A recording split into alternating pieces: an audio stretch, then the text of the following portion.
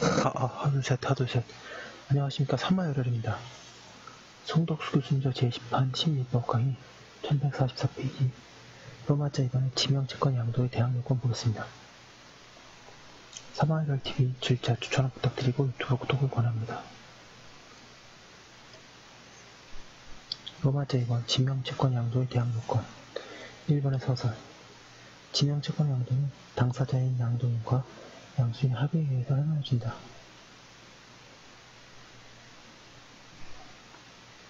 따라서 양도의 당사자가 아닌 채무자와 기타의 제3자는 채권 양도의 사실을 알지 못하여 예측하지 못한 손해를 입을 가능성이 있다.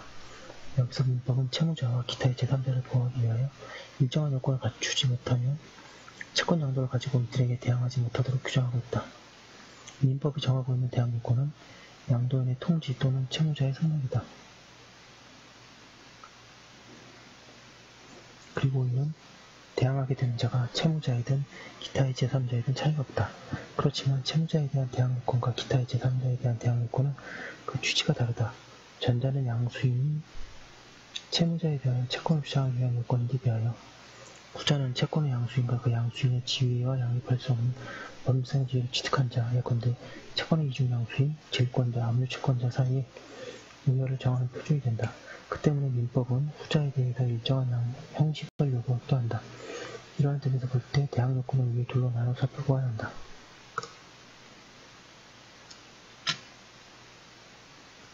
자산 유동화에 관한 법률 제7조는 민법 제450조에 대한 특례를 규정하고 있다.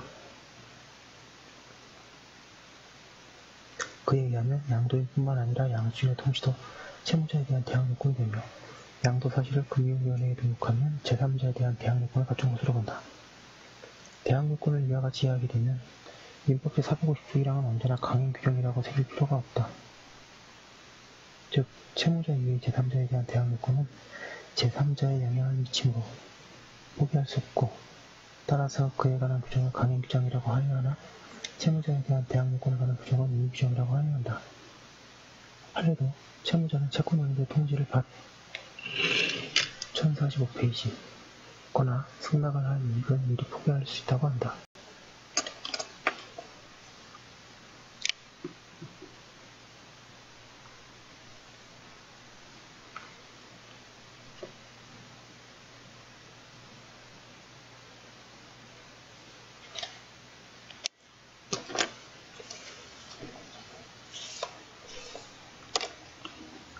이번에 채무자에 대한 대항 요건, 양가 1번의 대항 요건은 두 가지.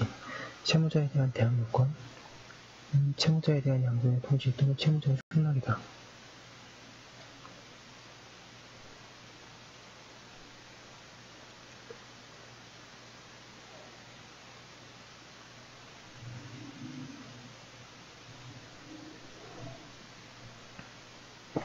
이들 대항 요건은 기타의 제3자에 대한 대항 요건에 있어서와는 달리 특별한 방식이 요구되지 않는다. 방금 1번에 채무자에 대한 양도인의 통지. 통지는 채권 양도의 사실이 있었음을 알리는 행위이며 그 법적 성질은 관련의 통지이다. 그리하여 거기에는 의사표시 도달주의 대리에 관한 규정이 주장된다.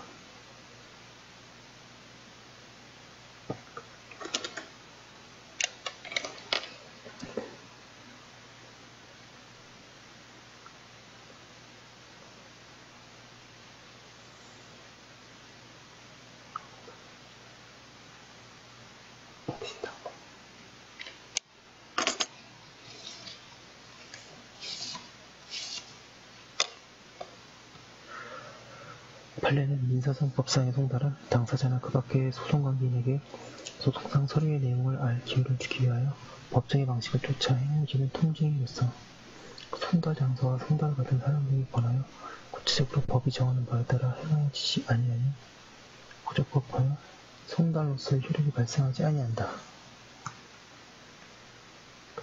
한편 채권 양도의 통지는 채무자에게 도달됨으로써 효력이 발생하는 것이고 여기서 도달이라 함은 사회동념상 상대방이 통지의 내용을 알 수 있는 객관적 상태에 놓여졌다고 인정되는 상태를 가리킨다.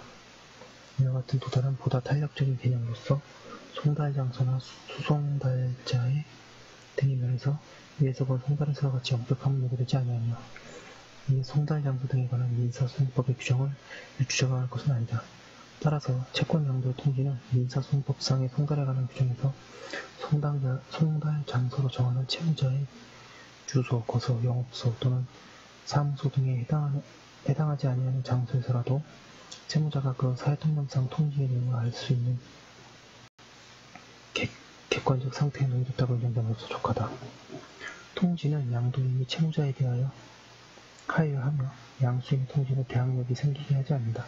그러나 반드시 양도인이 직접 할 필요는 없고 사자나 대리인으로 하여금 하게 할 수 있으며 양수인이 양도인의 대리인으로서 통지할 수도 있다.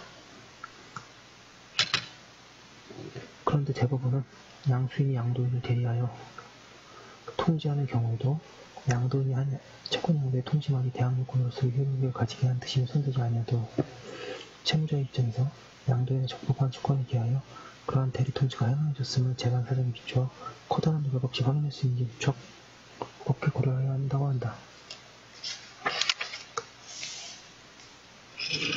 1146페이지 통지는 양도행위와 동시에 할 수 있으나 양도 후에 하여금 무방하다. 그러나 양도행위 전에 하는 통지는 효력이 없다.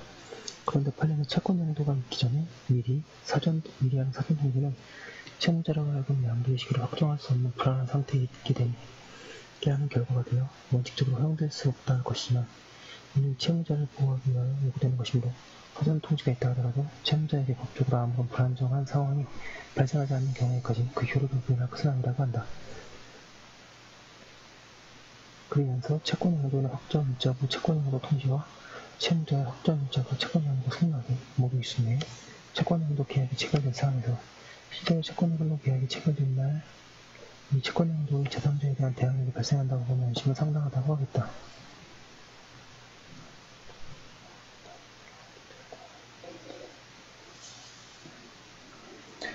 통지는 일반적으로 철회를 할 수 있는가? 여기에 관해서 일부 변형은 제452조 2항을 근거로 양도인은 양수인의 동의를 얻어 철회할 수 있다고 한다. 그리고 판례도 같은 견지에 있는 것으로 보인다. 사견 그 규정은 양도의 통지는 있었으나 아직 양도되지 않았거나 양도가 무효인 경우에는 적용되는 것이다. 그리고 그 규정은 법문과는 달리 원래 채무자를 보호하기 위한 것이지 양수인을 보호하려는 것은 아니다. 그러한 점에서 볼 때 제452조의 2항은 양도가 유효한 경우에는 적용되지 않고 따라서 그때는 철회가 인정되지 않는다고 하여야 한다. 양도가 유효하였는데 양도인이 양수인의 동의를 얻어 철회하는 것은 양도계약의 합의 해지에 해당하여 그것을 별도로 다뤄야 한다.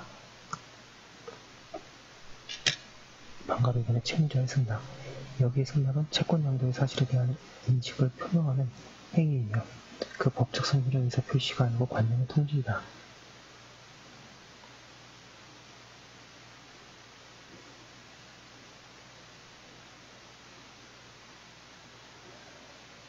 승낙은 채무자가 하는 것인데 그 상대방은 양도인과 양수인 중에 누구라도 상관없다. 승낙은 보통 채권 양도 후에 하게 될 것이다.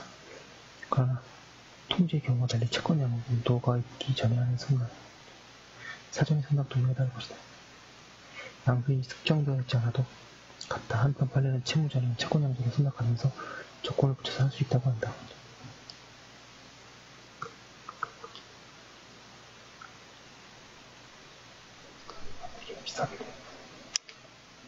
양가로변의 채권 양도가 해제, 취소된 경우의 문제 채권 양도가 있으면 그 계약이 합의 해제되거나 해제 또는 취소된 경우에도 채권 대항력권을 부여해야 하는지가 문제된다.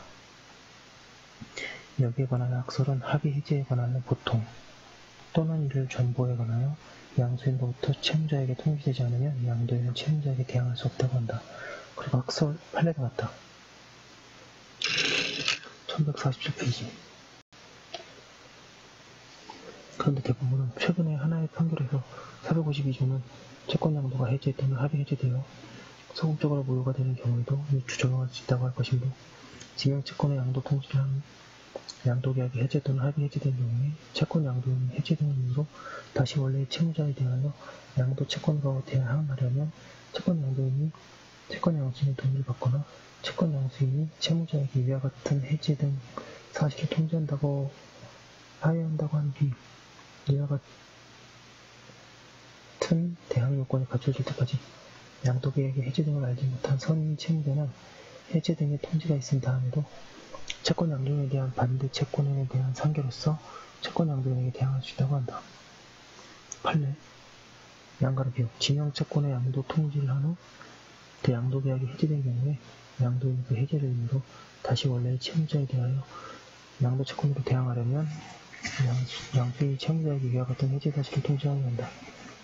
양가로 위은 회사정리법 제641조 본문 정리계획인가의 결정이 있으니 계획의 규정 또는 본법의 규정에 의하여 인정된 권리를 제외하고는 회사는 모든 정리채권과 정리담보권에 관하여 그 책임을 면하며 주주의 권리와 회사의 재산상에 있는 모든 담보권을 소유한다고 규정하고 같은 법 제123조 1항은 정리담보권을 규정하면서 회사 재산상에 존재하는 양도담보권으로 담보된 범위의 채권을 이에 포함시키고 있으므로 회사의 채권에 관하여 설정된 양도담보권도 같은 법 제241조의 본문의 규정에 의하여 소멸되는 담보권에 포함된다고 할 것이다. 한편 위의 규정에 의하여 채권에 관하여 설정된 양도담보권이 소멸되는 경우에는 그 양도담보의 설정을 위하여 이루어진 채권 양도 또한 그 효력이 상실하여 채권 양수인에게 양도되었던 채권은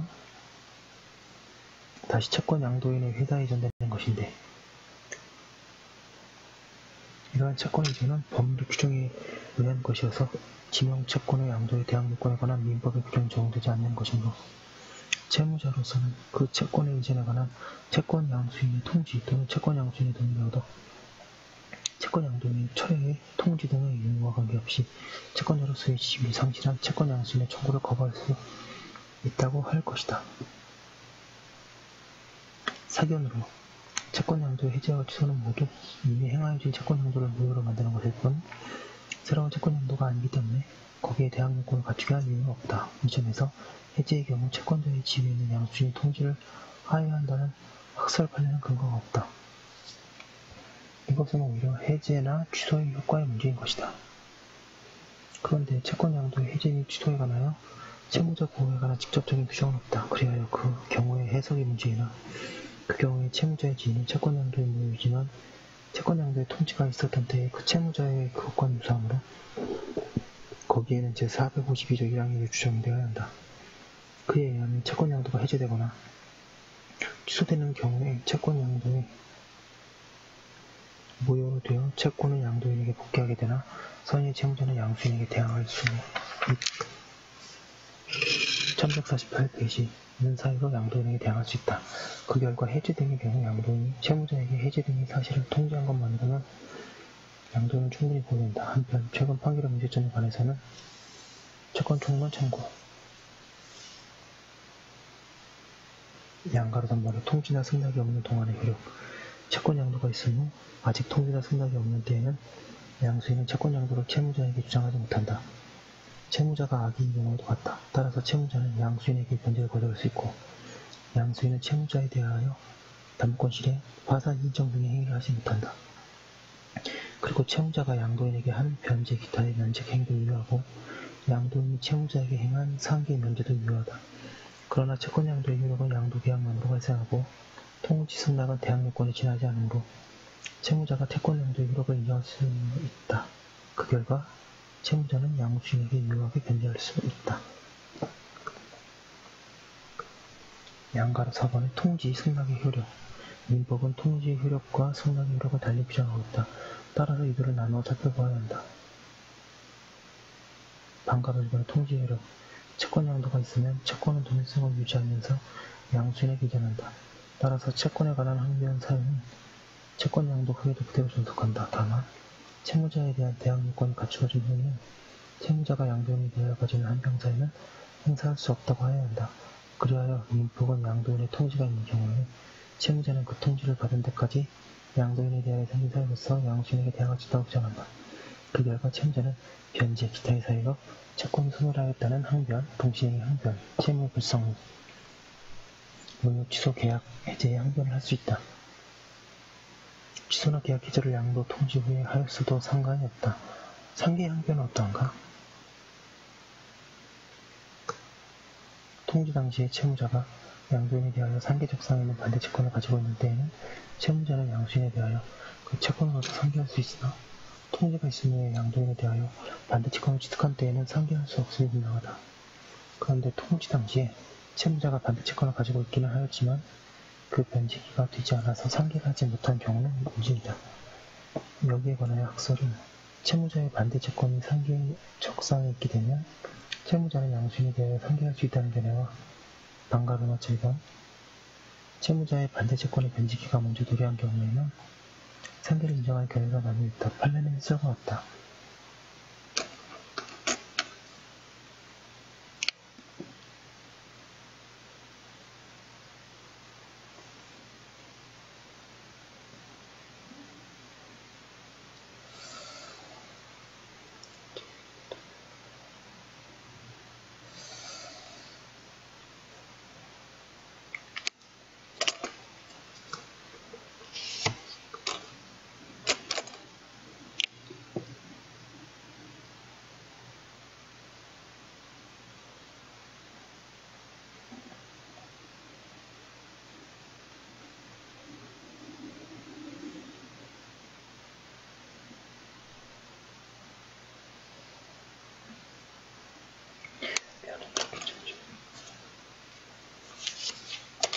한편 판례는 채무자의 채권 양도인에 대한 자동채권이 발생하는 기초가 되는 원인이 양도전에 이미 성립하여 존재하고 그 자동채권이 통채권의 양도채권과 동시해인 관계에 있는 경우에는 1149페이지 양도의 통지가 채무자에게 도달하여 채권 양도에 대한 요건이 갖추어진 후에 자동채권이 발생하였다고 하더라도 채무자는 동시행의 항변권을 주장할 수 있고 따라서 그 채권에 대한 상계로 양수인에게 대항할 수 있다고 한다. 채무자가 기존 채무의 지급을 위하여 채권자에게 수표를 고소하였는데 채권자가 그 수표와 분리하여 기존 원인 채권만을 제3자에게 양도한 경우 채무자는 위에서 본 바와 같이 기존 원인 채권의 양도인에 대하여 채권자가 이 수표에 반환하면 기존 원인 채무의 이행을 거절할 수 있는 항변권을 그 채권 양도 통지를 받기 이전부터 이미 가지고 있었으므로 채권 양수인에 대해서도 이와 같은 항변권을 행사할 수 있다. 양도인의 통지는 채권 양도가 유효한 경우에는 효력이 생기게 하여야 할 것이나 민법은 선의 채무자를 보호하기 위하여 특별한 규정을 두고 있다. 그에 의하면 양도인이 채무자에게 채권 양도를 통지한 때에는 아직 양도하지 않았거나 그 양도가 무효인 경우에도 선의 채무자는 양수인에게 대항할 수 있는 사유로 양도인에게 대항할 수 있다. 그러나 통지가 양수인의 통지를 얻어 철회된 후에 생긴 사유로는 대항하지 못한다.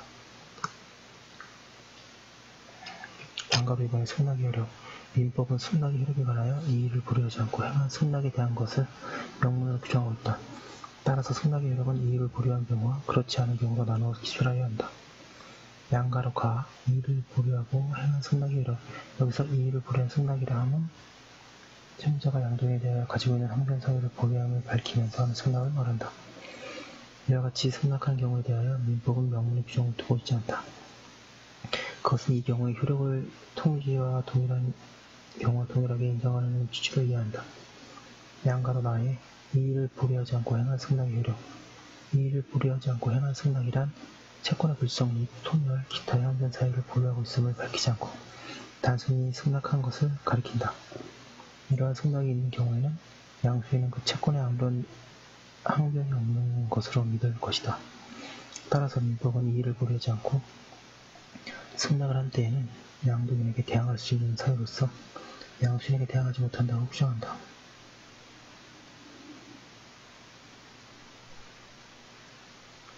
매우 중요한 조문입니다.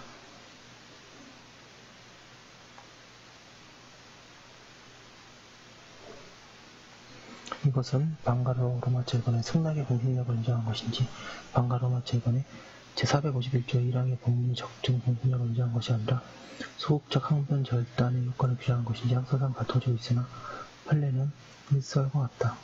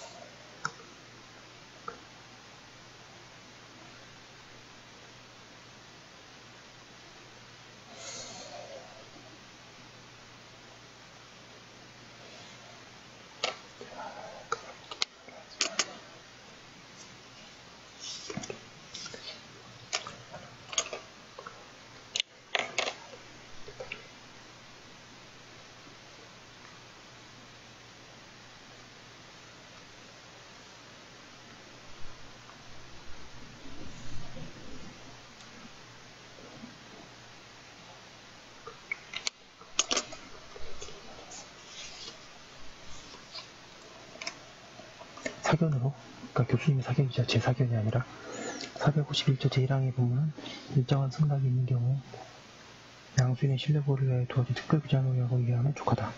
여기서 승낙이란 채무자가 채권 양도 사실에 관한 인식을 표명한 것으로서 이런 1150페이지 관념의 통지에 해당하고 대리인에 의해서 이와 같은 승낙을 할 수 있다. 451조 제1항 부문은 양수인의 신뢰보호를 위한 규정이므로 양수인의 악의인 때에는 보호할 필요가 없다. 양수인은 선의여야 한다. 견해는 선의 외에 무과실해야 한다고 하고 판례는 악이나 중과실이 아니어야 한다고 하나 이들은 옳지 않다.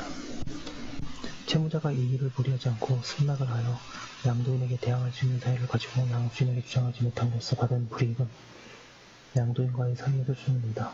즉, 채무자가 채무를 소멸하게 하기 위하여 양도인에게 급여한 것이 있으면 이를 회수할 수도 있고 양도인에 대하여 부당한 채무가 있으면 그것이 성립하지 않았다고 주장할 수도 있다.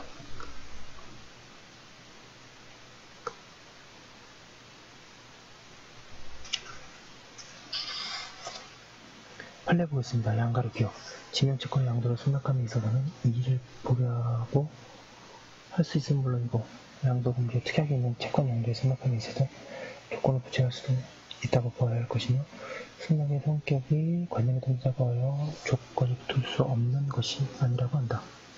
양가로 이유는 민법 451조 제1항이 이와 같은 이의를 보류하지 않은 승낙에 대하여 항변 사유를 제하는 취지는 이와 같이 이의를 보류하지 않은 승낙이 이루어진 경우에 양수인이 양수한 채권에 아무런 항변권도 부착되지 아니한 것으로 신뢰하는 것이 고통으로 채무자의 승낙이라는 사실에 공신력을 주어 양수인이 신뢰를 보호하고 채권 양도나 질권 설정과 같은 거래 안전을 꾀하기 위한 규정이라고 할 것이므로 채권의 양도나 질권의 설정에 대하여 이의를 보류하지 않냐고 승낙을 하더라도 양수인 또는 질권자가 악의 또는 중과실의 경우에 해당하는 한 채무자의 승낙 당시까지 양도인 또는 질권 설정자에 대하여 생긴 사유로서도 양수인 또는 질권자에게 대항할 수 있다고 할 것이다. 양가로 티귿 채권 양도에 있어서 채무자가 양도인에게 이의를 보류하지 아니하고 승낙을 하였다는 사정이 없거나 또는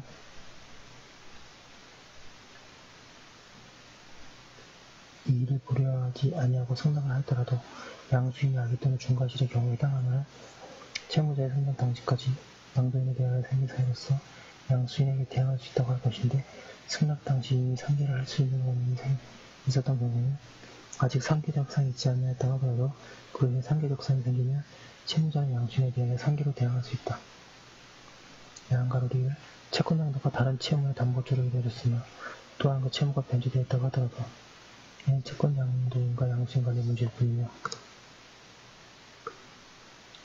양도 채권의 채무자는 채권 양도 양수인 간의 채무 소멸 여하와는 관계없이 양도된 채무를 양수인에게 변제해야 하는 것이므로 설령 그 피담보 채무가 변제로 소멸되었다고 하더라도 양도 채권의 채무자로서는 이를 이유로 채권 양도의 양수 청구를 거절할 수 없다.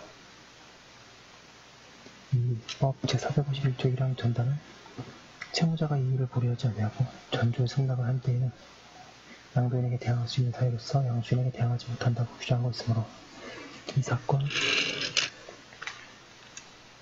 1151페이지와 같은 채권 귀속 사실이 이 규정을 양도인에게 대항할 수 있는 사유에 해당하는지 여부에 달려있는가 살펴간데 이번 채권의 귀속에 관한 오해를 오로지 확정일자인 증서에 의한 통지 또는 승낙의 의무와 그 선호로서만 결정하도록 규정하고 있는 데다가 채무자의 이의를 보류하지 않는 승낙은 이 규정 자체를 보더라도 그의 양도인에 대한 항변을 상실시키는 효과밖에 없고 채권에 관하여 권리를 주장하는 자가 여럿인 경우 그들 사이의 우열은 채무자에게도 효력을 미치므로 이 양도인에게 대항할 수 있는 사유는 채권의 성립, 존속, 행사를 저지, 배척하는 사유를 가리킬 뿐이고 채권의 귀속은 이에 포함되지 않는다고 해석하면 상당하다. 양가로 비읍 채무자가 양도되는 채권의 성립이나 소멸에 영향을 미치는 사정에 관하여 양수인에게 알려야 할 hin식상 주의무가 있다고 볼 만한 특별한 사정이 없는 한 채무자가 그러한 사정을 알리지 아니하였다고 하여 불법 행위가 성립한다고 볼 수 없다. 3번에 채무자 이외의 제3자에 대한 대항 요건 양가르의 서설 채권 양도의 제3자에 대한 대항 요건도 채무자에 대한 것과 마찬가지로 양도인의 통지 또는 채무자의 승낙이다. 다만 단순한 통지 성능만으로는 대항할 수 있게 하면 제3자의 지위가 불안해질 수 있기 때문에 민법은 제3자에게 대항하기 위하여 통지 또는 승낙을 확정일자에 있는 증거로서 하도록 규정하고 있다. 양가로의 확정일자. 여기에 확정일자는 증서에 대하여 그 작성한 일자에 관한 완전한 증거가 될 수 있는 것으로 법률상 인정되는 일자를 말하며 당사자가 후에 변경하는 것이 불가능한 확정된 일자를 가리킨다.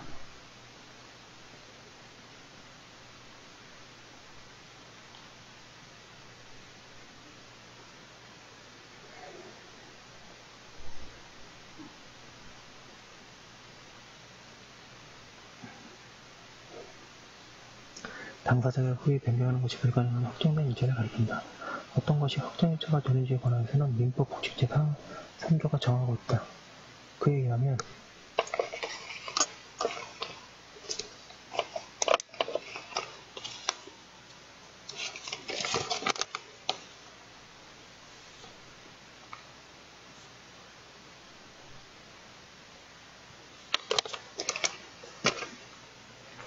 사문서의 공증인 또는 법원 서기가 일정한 절차에 따라 확정일자임을 찍은 경우의 일자, 공정증서에 기입한 일자, 그리고 공무서에서 사문서에 어떤 사항을 증명하고 기입한 일자 등이 그에 해당한다.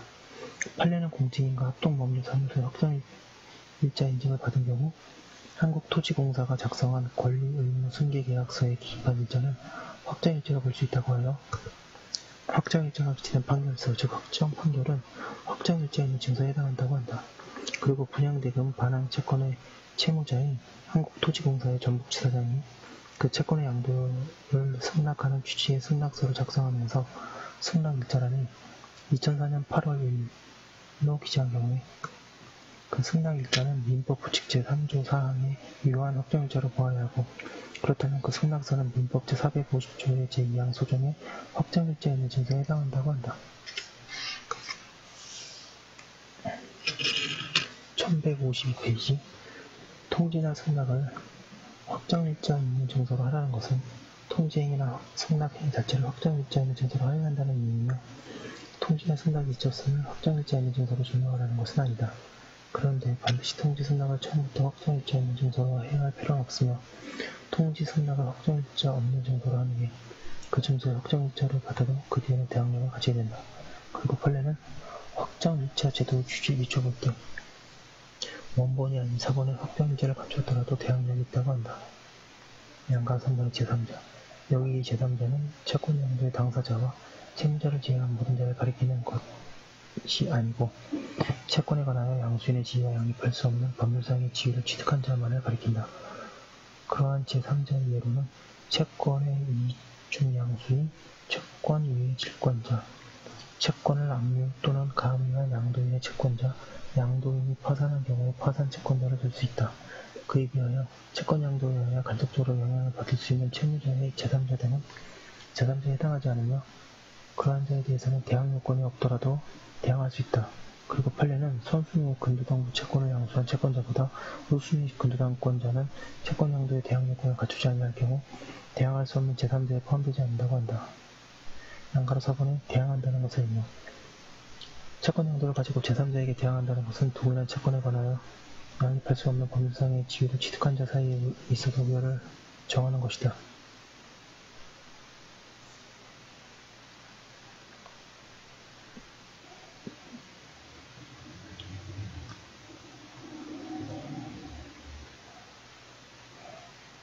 그리하여 제3자가 이중양수인이라면 그 대항요건에 의하여 양수인과 이중양수인 가운데 누가 채권을 배타적으로 취득하게 되는지가 결정된다. 이중양도를 중심으로 하여 대항관계를 구체적으로 살펴보기로 한다.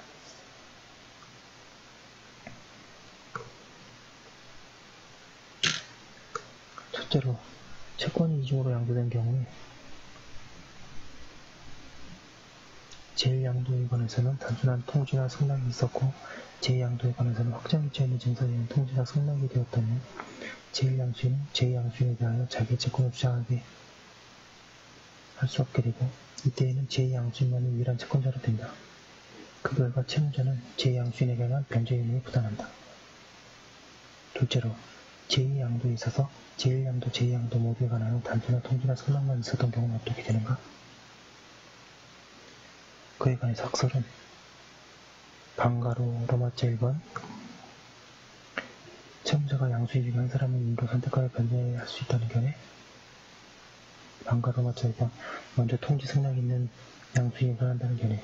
방가로 로마자 3번 이때에는 채권 양도는 양도 계약만으로 이렇게 생긴다는 원칙에 따라 먼저 채권 양수가 된 자가 채권을 취득하고 다만 제2양도가 먼저 통지되어 채무자가 이중 양도인에게 선의로 변제 기타의 면책을 한 경우에 채권 양수인에 대하여 면책 K위에 1153페이지 이유를 주장할 수 있다는 견해가 나뉘어 있다.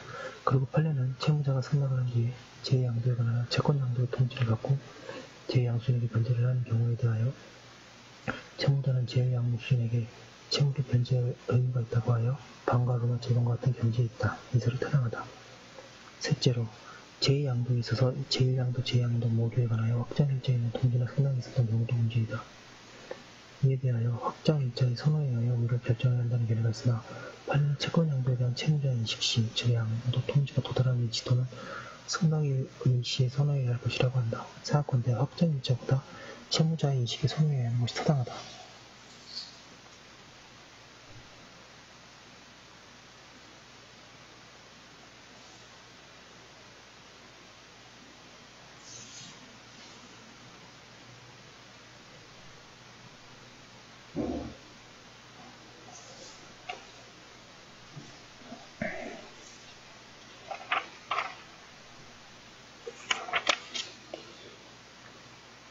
양수인과 이중양수인 외의 제3자와의 우회관계.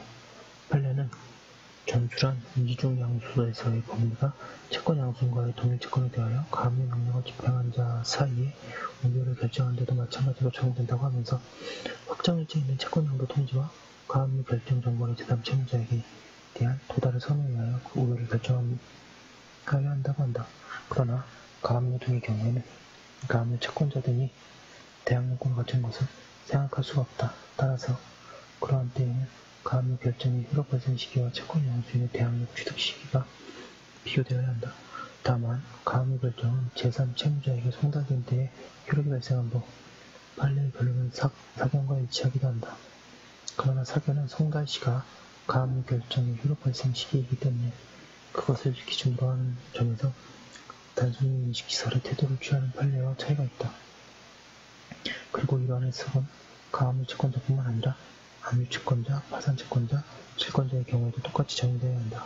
그리하여 일반적으로 당해 제3자에게 효력이 발생한 시기와 채권 양수인의 대항력권 구비 시기를 비교하여 우열관계를 정하여야 한다. 판례 보도록 하겠습니다. 양가롭게요. 채권이 이중으로 양도된 경우에 양수인 상호간의 우열은 통지 또는 승낙에 붙여진 확정일자의 선호에 의하여 결정한 것이 아니라 채권 양도에 대한 채무자의 인식, 즉 확정일자에 있는 양도 통지가 채무자에게 도달하는 일시 또는 확정일자에 있는 승낙의 일시의 선호에 의하여 결정하여야 할 것이고 이러한 법리는 채권 양수인과 동일 채권에 대하여 가압류 결정을 집행한 자 사이의 우열을 결정하는 경우에 있어서도 마찬가지라고 할 것이므로 확정일자에 있는 채권 양도 통지와 가압류 결정 정보의 제3채무자에 대한 도달의 선호에 의하여 그 우열을 결정하여야 할 것이다.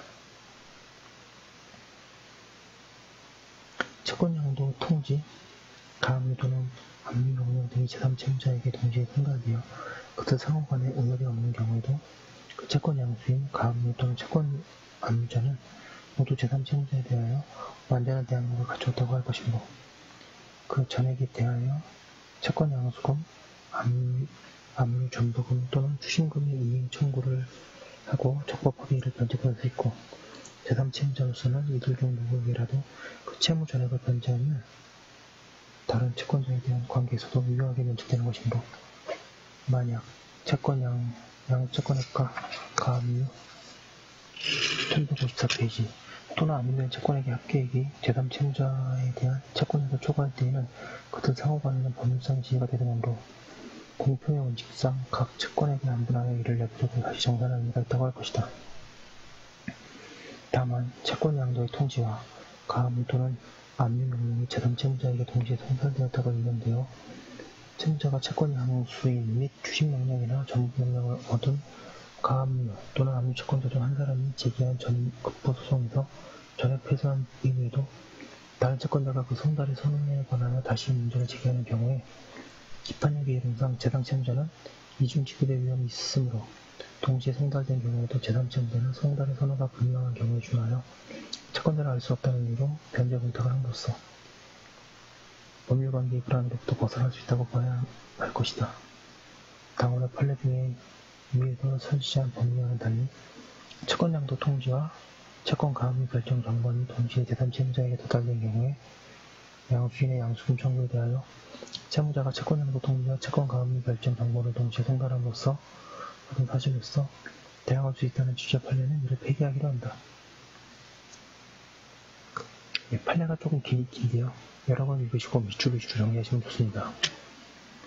양가로 니은 동일한 채권에 대하여 2개 이상의 채권 압류 및 전보명령이 발령되어 제3채무자에게 동시에 송달된 경우 당해 전보명령이 채권 압류가 경합된 상태에서 발령된 것으로서 무효인지 여부는 그각 채권 압류 명령의 압류액에 합한 금액이 피압류 채권액을 초과하는지를 기준으로 판단하여야 하므로 전자가 후자를 초과하는 경우에는 당해 전보명령은 모두 채권의 압류가 경합된 상태에서 발령된 것으로서 무효될 것이지만 그렇지 않은 경우에는 채권의 압류가 경합된 경우에 해당하지 아니하여 당해 전보명령은 모두 무효하게 될 것이라고 하므로 그때 동일한 채권에 관하여 확정일자에 있는 채권양도 통지가 그각 채권 압류 및 전보명령 전문과 함께 제3채무자에게 동시에 송달되어 채권 양수인과 전부 채권자들이 상호간에 우열이 없게 되는 경우에도 마찬가지라고 할 것이다. 또한 동일한 채권에 관하여 확정일자에 있는 채권양도 통지와 2개 이상의 채권 압류 및 전보명령 정범이 동시에 송달된 경우 채권의 양도는 채권에 대한 압류 명령과는 성질이 다르므로 당해 전보명령이 채권의 압류가 결합된 상태에서 발령된 것으로서 무효인지 여부를 판단함에 있어 압류액의 채권 양도의 대상이 된 금액을 합산하여 피압류 채권액과 비교하거나 압류 채권액에서 채권 양도의 대상이 된 금액 부분을 공제하고 나머지 부분만을 압류액에 합계해 비교할 것은 아니다. 양가로 디귿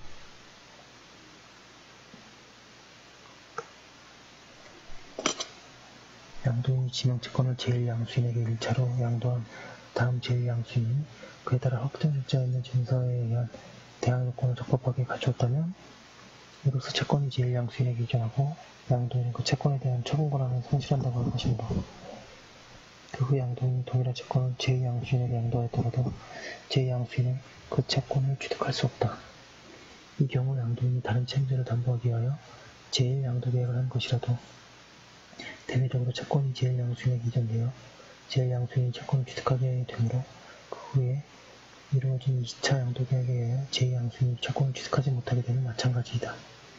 또한 2차 양도계약 후 양도인과 제1양수인이 1차 양도계약을 합의해지한 다음 제1양수 1155페이지 이 그 사실을 채무자에게 통지함으로써 채권이 다시 양도인에게 귀속하게 되었더라도 특별한 사정이 없는 한 양도인이 처분 권한 없이 제2차 양도계약의 채권 양도로서 유효하게 될 수는 없으므로 그로 인하여 제1양수인이 당연히 채권을 취득하게 된다고 볼 수는 없다.